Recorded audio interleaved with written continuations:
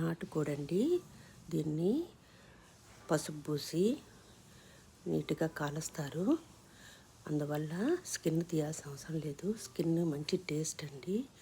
ఇది హెల్త్కి కూడా చాలా మంచిది. నాటుకోడిలో పుంజు ఇంకా మంచిదండి.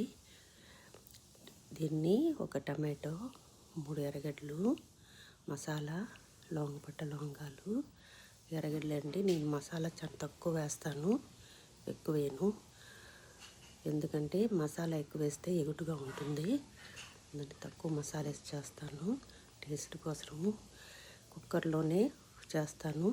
అన్ని మసాలా రెడీ అయిన తర్వాత చికెన్ వేసి సిమ్లోనే ఒక హాఫ్ అన్ అవర్ ఉడకబెడతాను. గ్రేవీ చాలా టేస్ట్గా ఉంటుంది.